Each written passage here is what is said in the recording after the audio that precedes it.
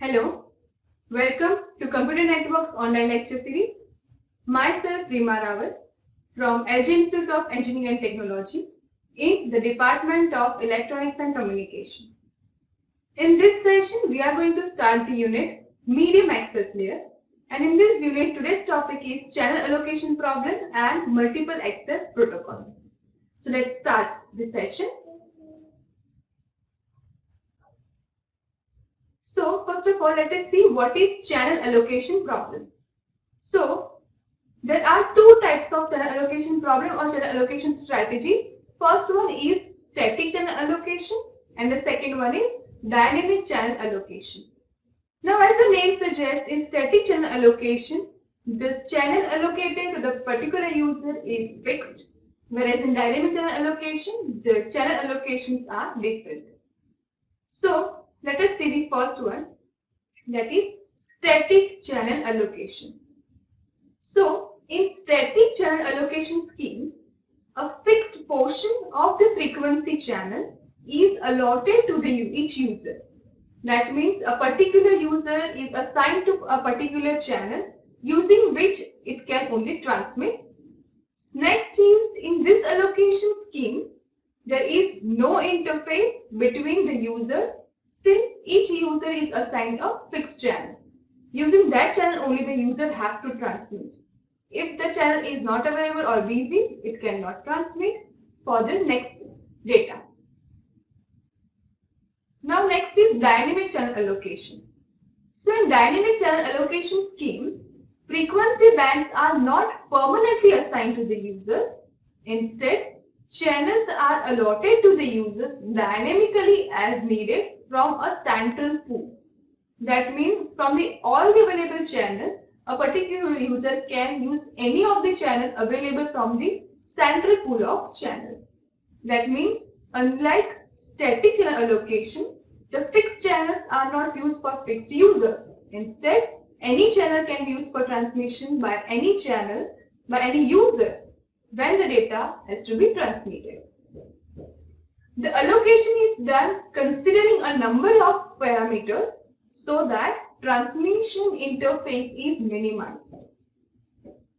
Now, let us see the multiple access protocols. So, the first multiple access protocol is Aloha. Aloha is widely heard multiple access protocol, where Aloha stands for Abramson's logic of hiring access. That means for accessing the channels, how the logic is established. That is the first multiple access protocol, Aloha. Remember the abbreviation? Aloha stands for Abramson's logic of hiring access. Now, in the 1970s, Norman Abramson and his colleagues at the University of Hawaii devised a new and elegant method to solve the channel allocation problem. Their work has been extended by many researchers since then, that means 1985. He has derived the logical access for hiring access. After that, the name Aloha is there. Now, there are two types of Aloha protocols. The first one is pure Aloha and the second one is slotted Aloha. We are going to see pure aloha and slotted aloha, the difference between these two, how the channels are assigned to that, and what are the efficiencies or throughput in each of these cases in detail. So let's start with it. Remember that there are two types of aloha, pure aloha and slotted aloha. So first one is pure aloha. So the basic idea of an aloha system is simple. That means let the users transmit whenever they have data to be sent. So here, as you can see in this diagram, there are users A, B, C, D, E. With respect to time, they are transmitting particular frames whenever they have any data frames to be sent. Now, here as you can see in this diagram, we are considering the case where two frames are colliding. That means in pure aloha cases, this can occur when the transmission of frames are there at particular same time interval. Because in pure aloha, the data will be sent according when it is arrived. So let us see the frame 1 and frame 2 here in this part is transmitting correctly. If this frame is not arrived, the frame that is not shaded are received correctly. But as you can see, at the ending of that frame is colliding with particular this frame, and the starting of this shaded frame collides with the first frame. Now, as collision occurs, 3 of the frames will be lost. That means if the shaded frame was not transmitted or it is avoided transmission during this time frame, then the 2 frames will be received correctly. But as the time collides, 3 of the frames, that means starting of the shaded frame with the first frame and ending of the shaded frame with this frame collides and the data will be lost. This occurs in the pure aloha case. To avoid this, we can give the time slot boundaries in which the frames is transmitted so that we can avoid the collisions. So, let us further assume that the probability of k transmission attempts per frame time, old and new combined, is also using a Poisson's distribution with mean g per frame time, and the probability that k frames are generated during a given frame time is given by the Poisson's distribution, which is given as PR of k, that is equals to g raised to k into e raised to minus g divided by k factorial. This is the equations for Poisson's distribution of transmitting the frames, where k frames are generated during the frame time. Now, so the probability of 0 frame is just e raised to minus g in an interval 2 frame times long. The mean number of frames generated is twice of g. So the probability of no other traffic initiated during the entire vulnerable period is thus given by P0, that is equals to e raised to minus 2g, and using throughput as, that is equals to gp0, we get the equation throughput as equals to g into e raised to minus 2g. Remember that the equation of the throughput for pure aloha is given as s equals to g into e raised to minus 2g. This is using the Poisson's distribution equation. Now, the maximum throughput that occurs at g equals to 0.5 with s equals to 1 by twice of e, which is about 0.184. So we can say that the efficiency of pure aloha is 18.4%. So in other words, the best we can hope for this channel utilization is almost 18%, or you can say 18.4% using pure aloha. So this is the efficiency of pure aloha. Now let us see the next, that is slotted aloha. Before starting slotted aloha, I will tell you that the efficiency of slotted aloha is twice to that of pure aloha, that is 36.8%. Why? Let us see. So in the slotted aloha, as the name suggests, time slots are given to each user. So in this, time is divided into discrete intervals, each interval corresponding to one frame.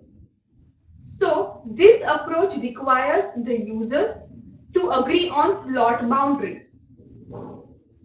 One way to achieve synchronization would be to have one special station emit a peak at the start of each interval like a clock. So here the throughput S is given as G e raised to minus G. We have seen in the pure Aloha case that was S equals to e raised to minus twice of G. Here in this, that is S equals to G e raised to minus G. Remember the throughput equation for both the cases. Slotted Aloha peaks at G equals to 1. We have seen that pure Aloha gives the peak at Z equals to 0.5, but slotted Aloha gives the peak at G equals to 1 with a throughput of S equals to 1 by E or about 0.368. That is twice to that of pure Aloha. So due to S equals to e raised to minus G, we are getting the throughput 0.368, that is double to that of pure Aloha, which was 18.4, or you can say 0.184. If the system is operating at G equals to 1, the probability of an empty slot is 0.368. The best we can hope for using slotted Aloha is 37%. That means we say that 36.8%, it is approximately 37% of the slots empty and 37% is success and 26% collisions. So using this kind of strategy, there are chances of 26% collisions that may occur. Now, let us see the throughput versus offered traffic for these Aloha systems. We have seen pure Aloha and slotted Aloha. Let us see the comparisons of this. So here in this diagram, the graph is indicated for pure and slotted Aloha, where the throughput versus attempts per packet time graph is given. Here, for pure Aloha, the peak is at G equals 0.5. You can say that here in x-axis, G is indicated. That means attempts per packet time. And S, that is throughput per frame time, is indicated on y-axis.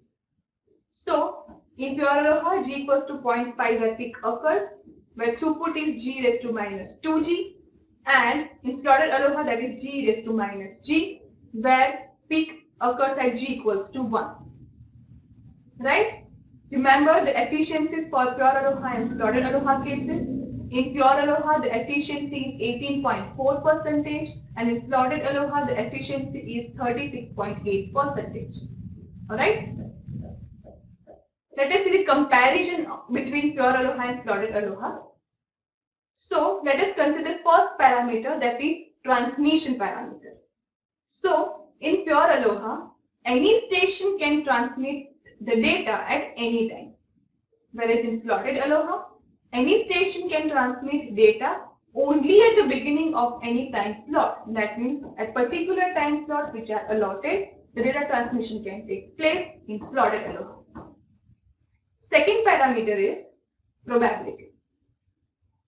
So the probability of successful transmission of data packet for pure Aloha is G e raised to minus 2G that we have seen and which is important to remember. Now, same probability parameter for slotted Aloha is, so the probability of successful data transmission for data packet is given as G e raised to minus G. Now, coming to the next parameter, the maximum efficiency parameter. So, the maximum efficiency for pure Aloha is 18.4%, as we have obtained 0.184 value, and for slotted Aloha is 36.8%, we have obtained the value 0.368. Next parameter is time. So in pure Aloha, time is continuous and is not globally synchronized, whereas in slotted Aloha, time is discrete and is globally synchronized. So, in this session, we have seen the pure Aloha, slotted Aloha concepts and the difference between these two. That is very important to understand. I hope this concept is clear to you now. These are the references you can refer to. Thank you. Thank you for listening.